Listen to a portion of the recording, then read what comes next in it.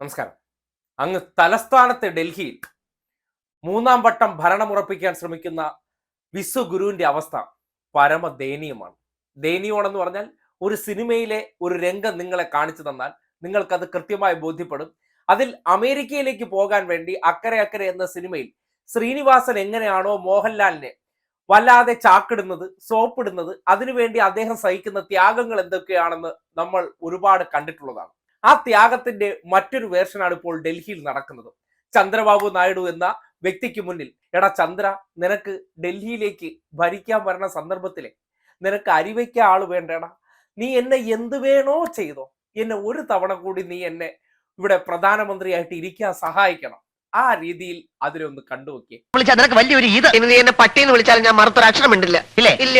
പട്ടി എന്തോ പട്ടി എത്ര തവണ വേണേലും വിളിച്ചോ. ഇനിയിപ്പോ അവിടെ ചെന്നാല് കാലത്ത് നിന്റെ എല്ലാ തുണികളും എടുത്തുകൊണ്ട് ഞാൻ വാഷ് ചെയ്യും, നിനക്ക് ബെഡ് കാഫി തരും, പിന്നെ ലഞ്ച്, ഡിന്നർ. ഇനി നീ എന്നെ ഇപ്പൊ തല്ലിയെ പോലും ഞാൻ മറുത്തൊരു അക്ഷരം ഉണ്ടില്ല.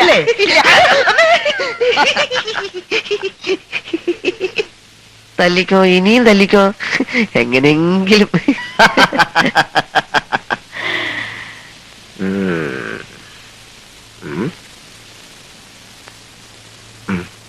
പക്ഷെ നിന്നോടുള്ള എന്റെ പെരുമാറ്റം വളരെ വളരെ മൃഗീയമായിരിക്കും.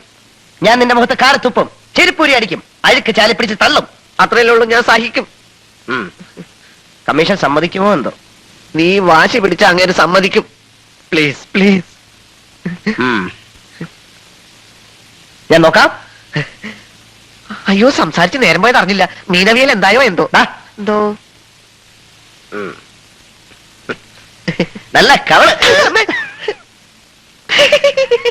ഇതാണ് ഗതികേട്. സർവാധിപനായി വാണിരുന്ന ഒരു വ്യക്തി ഇന്നിപ്പോ നിതീഷ് കുമാറിന്റെ കാല് തടവണം, ചന്ദ്രബാബു നായിഡുവിന്റെ കാല് തിരുമണം, അകാലിദൾ നേതാക്കന്മാരുടെ കാല് തടവണം. അങ്ങനെ കാല് തടവൽ കൊണ്ട് മാത്രം ഇനിയിപ്പോ നിലനിൽക്കാൻ പറ്റുന്ന ഒരു ഭരണകൂടമായിട്ട് നമ്മുടെ വിശ്വഗുരുവിന്റെ ഭരണകൂടം മാറിയിരിക്കുകയാണ്. 283, 303 സീറ്റുകളിൽ ഞാൻ എന്ന ഭാവത്തിൽ തന്നിഷ്ടം, ധിക്കാരം, ധാർഷ്ട്യം, അഹങ്കാരം, ഇതിലെല്ലാം വാണ് ഞാൻ തരുന്ന ഔദാര്യങ്ങൾ വേണമെങ്കിൽ കൊണ്ടുപോടെ എന്നുള്ള അവസരത്തിൽ കടന്ന വ്യക്തി ഇന്ന് വീണിരിക്കുന്ന ആ പാതാളക്കുഴി എന്ന് പറഞ്ഞാൽ ഒരു പക്ഷേ അടുത്ത കാലത്ത് മരണപ്പെട്ടു പോയ ആ സ്ത്രീക്ക് പോലും സഹിക്കാൻ പറ്റാത്ത രീതിയിലുള്ള പടുകുഴിയിലാണ്. ഇനിയിപ്പോ കാണാൻ പോകുന്നത് ഇതുപോലെയാണ്. അതായത് എല്ലാ ദിവസവും രാവിലെ ചന്ദ്രബാബു നായിഡുവിന്റെ കാല് തിരുമണം, ഇനി നിതീഷ് കുമാറിന്റെ കാല് തിരുമണം. ആ കാല് തിരുമലകളിൽ എന്തെങ്കിലും അസംതൃപ്തി ഉണ്ടായിക്കഴിഞ്ഞാൽ പ്രധാനമന്ത്രി പദം എന്നൊരു വെടി മാത്രം കേൾക്കും.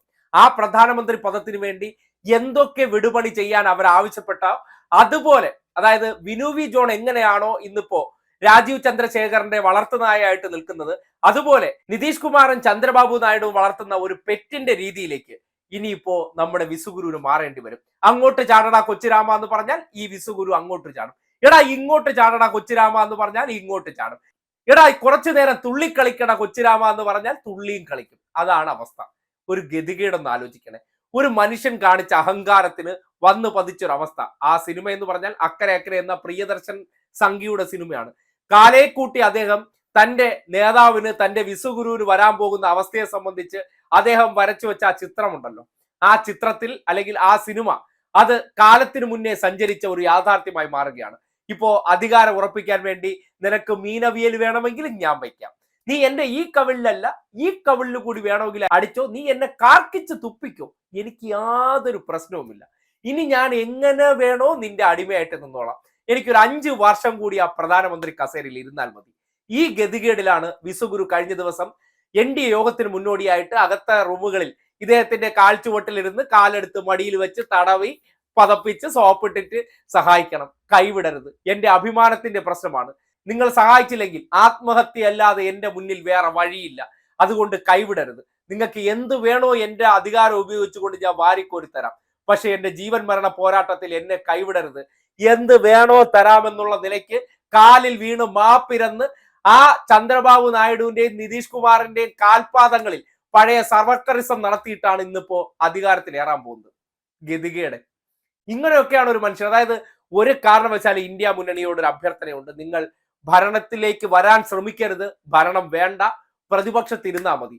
തമ്മിലടിച്ച് ചാവുന്നത് നമുക്ക് കാണേണ്ടി വരിക്കുന്നു. അതായത് എന്താണോ ഇന്നലകളിൽ ഈ നാട്ടിൽ നടത്തിക്കൊണ്ടിരുന്ന പ്രവർത്തനം, കോർപ്പറേറ്റുകൾക്ക് വേണ്ടി അദാനിക്കും അംബാനിക്കും വേണ്ടി ഇവിടുത്തെ സാധാരണക്കാരനെ ഞെക്കി പിഴിഞ്ഞ് ചോര കുടിച്ചവന്മാരൊക്കെ എങ്ങനെ അനുഭവിക്കണമെന്ന് ഈ നാടിന്റെ മുന്നിൽ വരും ദിവസങ്ങളിൽ കാണേണ്ടതുണ്ട്. അതുകൊണ്ടാണ് നേരത്തെ ഇന്നിപ്പോ അധികാരം നിർത്താൻ വേണ്ടി നടത്തുന്ന പ്രവർത്തനങ്ങൾ എന്താണെന്നും അതിനെ സംബന്ധിച്ചുള്ള ഒരു ചിത്രത്തിന്റെ സീനോട് കൂടി നിങ്ങളെ കാട്ടിയത് ഇത് തന്നെയാണ് നടക്കുന്നത്. ഇതിനപ്പുറത്തേക്ക് ഒരു ചുക്കും നടക്കില്ല. കാര്യം എന്ത് ചന്ദ്രബാബു നായിഡുവും നിതീഷ് കുമാറും ആവശ്യപ്പെടുന്നോ ആ രീതിയിൽ, അതായത് നിന്ന് മുള്ളടാ മോദി എന്ന് പറഞ്ഞാൽ നിന്ന് മുള്ളേണ്ട ഗതികേട്, ആ അവസ്ഥയിലേക്ക് അതപ്പതിച്ച് ആ നിലയിലേക്ക്. കാര്യം അദ്ദേഹം 2001 ഗുജറാത്ത് മുഖ്യമന്ത്രി ആയതുകൊണ്ട് ഈ നിമിഷം വരെ ഒരു ഐക്യ മുന്നണിയുടെ സർക്കാരിന്റെ തോളിൽ ഇരുന്നിട്ടില്ല. ഒറ്റയ്ക്ക് ഞാൻ തീരുമാനിക്കും, ഞാൻ പറയും, ഞാൻ എന്ന മോഡി മോഡി മോഡി, അല്ലാതെ ബി ജെ പി അല്ല. മോദി ഗ്യാരണ്ടി എന്ന് പറയും പോലെ എന്തിലും ഏതിലും മോദി. ഇനി മോദി എന്ന് പറഞ്ഞ വായിക്കാത്ത പല്ല് കാണാത്തൊരവസ്ഥ ഉണ്ടായി. ഇനിയിപ്പോ ചന്ദ്ര പറയുന്ന പോലെ ഞാൻ ചെയ്യും. നിതീഷ് എന്റെ നിധിയും എന്റെ ചന്ദ്രയും ഇവരെന്ത് പറഞ്ഞാലും ഞാൻ ചെയ്യും. അവർക്ക് വേണ്ടി ഇനിയിപ്പോ എന്ത് വിടുപണി, അവരെന്ത് പണി പറഞ്ഞാലും ഞാൻ ചെയ്തുകൊണ്ട് പ്രധാനമന്ത്രി ആയിരിക്കേണ്ട ഗതികേടിലേക്ക് വന്നിട്ടുണ്ടെങ്കിൽ ഇതിന്റെ അവസാനം വരെ പോണം. കാര്യം നെല്ലിപ്പലക ഇപ്പോ വേണമെങ്കിൽ ചിലപ്പോൾ ഈ കാലുവാരലിന്റെ അപ്പോസ്തലന്മാരാണ് പറയുന്ന രണ്ടുപേരും വേണമെന്ന് വെച്ചാൽ ഇപ്പുറത്തേക്ക് വരും. ഒരു പ്രധാനമന്ത്രി സ്ഥാനം വെച്ച് നീട്ടിയാൽ എപ്പ വന്നെന്ന് ചോദിച്ചാൽ മതി. പക്ഷേ വേണ്ട, അത് വലിയ അപകടം ചെയ്യും. ഇവിടെ ഒന്നിനെ, ഈ രാജ്യത്തിനെ ഈ രീതിയിൽ കുട്ടിച്ചോറാക്കിയ ഒന്നിനെ എങ്ങനെയൊക്കെ തുലയ്ക്കാം, അങ്ങനെ എല്ലാം തുലയ്ക്കാൻ വിട്ടുകൊടുത്തിട്ട് മാത്രമേ അധികാരത്തെക്കുറിച്ച് ചിന്തിക്കാവൂ. അതുകൊണ്ട് ഇന്ത്യ മുന്നണിക്ക് കിട്ടിയ ഈ അവസരത്തിൽ ഇപ്പുറത്ത് നിന്ന് കളി കണ്ട് ചിരിക്കുക, ആ കളിയെ മൂപ്പിച്ചു കൊടുക്കുക. മൂപ്പിച്ച് തമ്മിലടിച്ച് 4 പാത്രമാക്കി ഇതിനെ വിട്ടതിന് ശേഷം ഈ രാജ്യത്ത് ഒരു സ്വതന്ത്ര വായു വരണം. കാര്യം ഇമാതിരി വർഗീയവാദികളെല്ലാം ഒഴിവാക്കുന്നതോടുകൂടി ഈ രാജ്യത്ത് ശുദ്ധമായി കടന്നു വരും, ജനങ്ങൾ സമാധാനമായി ജീവിക്കും. അതിനുവേണ്ടിയുള്ള ഒരു ഇടപെടൽ വേണം ഇന്ത്യ മുന്നണി നടത്തേണ്ടത്. ഇപ്പോ ഡൽഹിയിൽ നടക്കുന്ന ഈ സംഭവങ്ങൾ അതൊക്കെ കണ്ട് ചിരിക്കുക, ആസ്വദിക്കുക. അതിനപ്പുറത്തേക്ക് അധികാരം വേണ്ട, അധികാരം ഇനിയും 5 വർഷം കൂടി പുറത്ത് ശക്തമായ പ്രതിപക്ഷമായി നിന്ന് വിശ്വഗുരുവിനെ മുട്ടിൽ മുള്ളിക്കുന്ന അവസ്ഥയിൽ നിർത്തിക്കൊണ്ട് കാര്യങ്ങൾ ചെയ്യിക്കുന്നതാണ് പ്രതിപക്ഷം ചെയ്യേണ്ടത്. അതിനപ്പുറത്തേക്ക് മറ്റൊരു അധികാരമോഹവും വേണ്ട.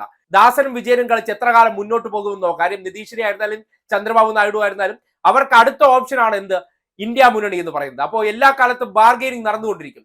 നേരെ ഇന്ത്യ മുന്നണി ഇവരെ കൊണ്ടുവന്നു കഴിഞ്ഞാൽ ഞാൻ തിരിച്ചപ്പുറത്തേക്ക് പോകുമെന്ന് പറയുമ്പോൾ സ്വാഭാവികമായിട്ട് അവർ ശക്തി പ്രാപിക്കും. പക്ഷെ അങ്ങനെയല്ല, ഈ സംവിധാനം തൊലഞ്ഞടുങ്ങുന്നത് വരെ പ്രതിപക്ഷത്തിരുന്നാൽ മതി. വലിയ കാലം ഇരിക്കേണ്ടി വരില്ല.